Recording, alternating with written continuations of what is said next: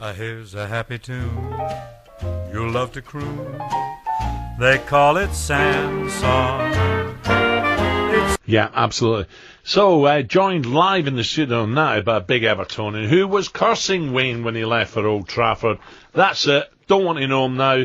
Hope he has a nightmare. I remember them words well. Mike Parry. Morning, Mr. Parry. Good morning, Al. Morning, Sam. Good, I didn't actually, because to be honest, I knew he was so good that he would have to go on. You've got to remember, it was a very different Everton he left to the Everton he came back to.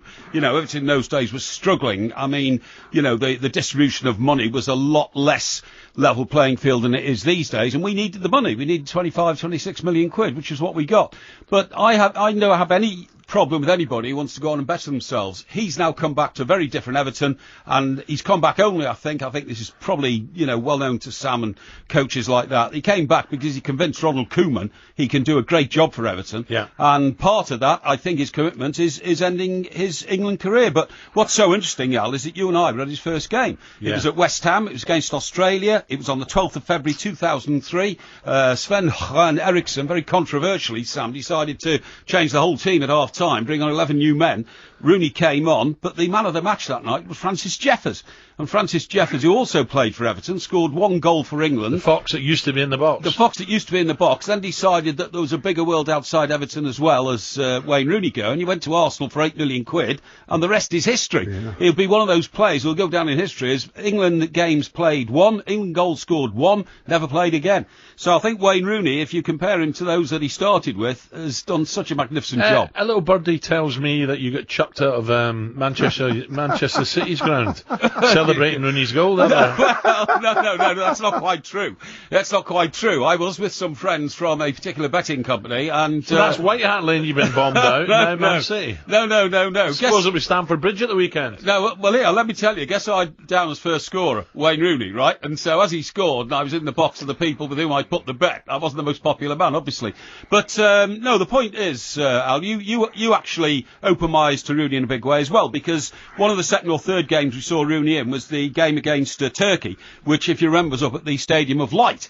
We watched the game together, and I mean, you know, my eyes were like I was wearing blue spectacles because he was still playing for... No, actually, he'd gone, hadn't he? No, he was still playing for Everton, I'm sorry. In 2003, of course he was. He went to United the following season after the Euros in Lisbon. But you said to me, that boy's the man of the match. Now, I thought he was great because, you know, he's an Everton player. But you said outstanding man of the match. And then, of course, a year later, you and I spent 6 weeks in Lisbon and witnessed what was the best of Rooney, the very, very best. You know, the 4 goals in that run, till he got injured. The tassel, wasn't it? And the metatarsal. And after that, yeah, we were there, Sam, and I couldn't believe it. And I think it's absolutely true to say that we'd have had an outstanding chance of winning that tournament had Rooney stayed on the pitch and been able to play. So does he make England's all-time great a living? Yeah, he does, because of the records he holds, you know, with a number of goals. And I think the other thing that you've got to really applaud him for is that if he's planning to play another 2 years for Everton, he surely could have got 6 or 7 more caps to overtake the all-time record. But you, as a Blue Nose and Evertonian, you should be delighted. Well, I am and I'm not, if you see what I mean. It's always nice to have your players go and join England squads, isn't it? And be outstanding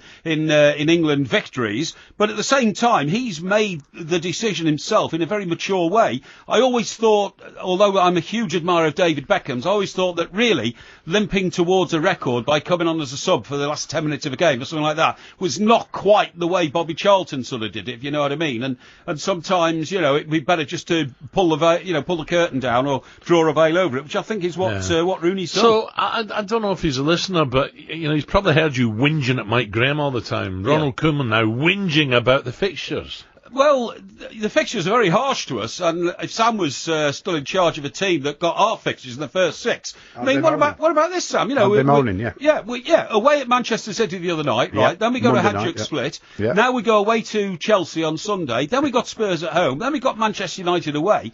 Wow, I mean, that's an incredible run of fixtures, you know, which any fan of any team would be railing against. Yeah.